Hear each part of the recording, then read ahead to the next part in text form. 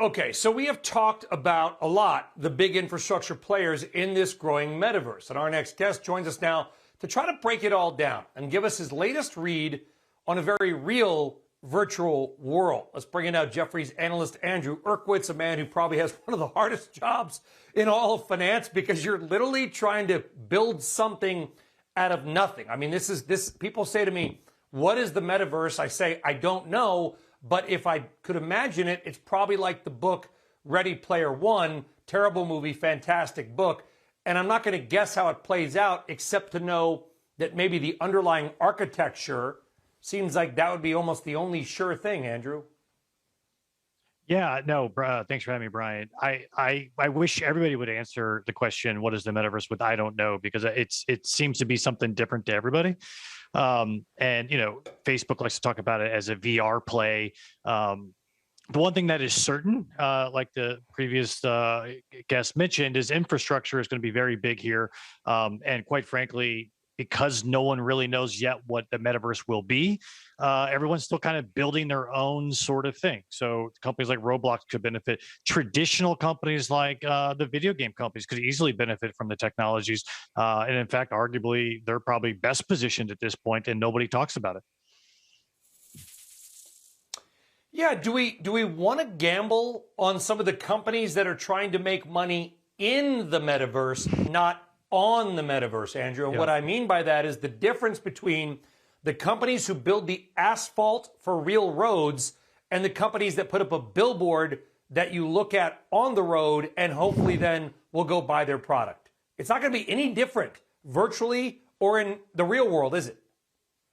No, I mean, if you take Roblox, for example, you have companies like Nike, Vans, Forever 21, building experiences right into Roblox. And by the way, some of these companies have been doing this for years. This idea that metaverse is fairly new is probably wrong. Nike's been in NBA 2K with a virtual store for years. And in fact, NBA 2K probably gets more traffic than Roblox does for the virtual Nike store. And so to your point, as we go and build this, it very well may be best to what we call buy the picks and shovels that are ultimately going to build whatever this metaverse will ultimately be.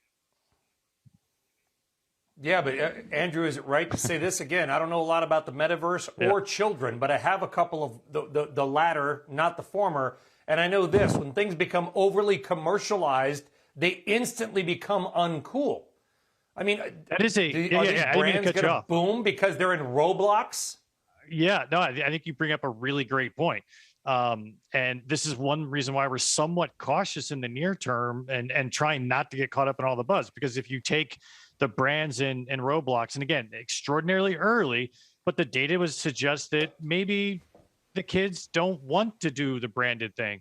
Vans had a lot of users. Nike Land had fewer, and the most recent experience has even fewer. And so, again, we're still very early. I think you're going to have a lot of companies trying to build something here, and at the very least leverage the technology. And one of the things that we talk about, and back to your earlier point around Ready Player One, if people think Ready Player One is going to be here tomorrow, they're completely wrong. There have been companies trying to build Ready Player One for years. Some of them do not exist anymore. A lot of these builders started in Second Life, Club Penguin, World of Warcraft. Like, this idea of virtual worlds is not necessarily new. It's going to be a real slog to get from where we are today to something even remotely like a Ready Player One. In the meantime, there might be ways to play this space based on companies who are kind of using the technology that will eventually get us there.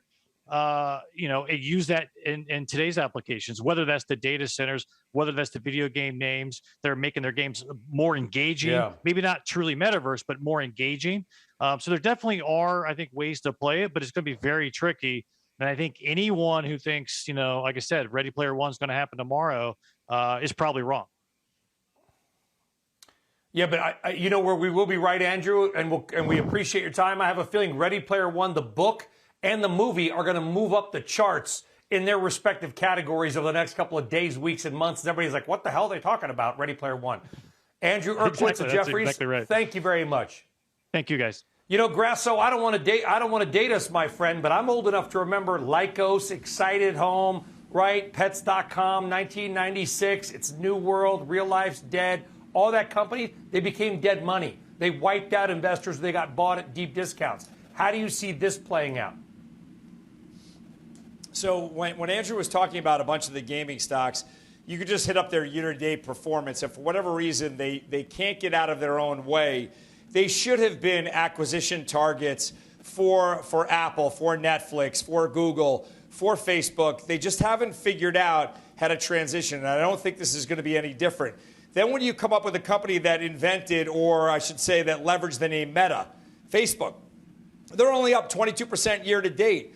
So it's never the ones that you think are going to really optimize. I think he could be right with an NVIDIA, which is already up 127% year to date, or an AMD, which is up 60% year to date. The key, though, is I think Apple is never really first at innovation, but they're great at perfecting ideas that other people innovate. So I have a sneaky suspicion. I'm long Apple. I've been long Apple for a while. I continue to stay long. I think they'll be the ones who actually leverage the metaverse better than anyone else. Yep. And that's why you'll probably see the stock double from here, and everyone will scratch their heads and say, wow, I missed it again. It's going to be big computing, and it's going to be big energy. It's going to take all that if we are going to run the Oasis, like for the book. By the way, you know who the first to leverage this was? Ron Artest, Meta World Peace, 20 years ago. Guy's a genius.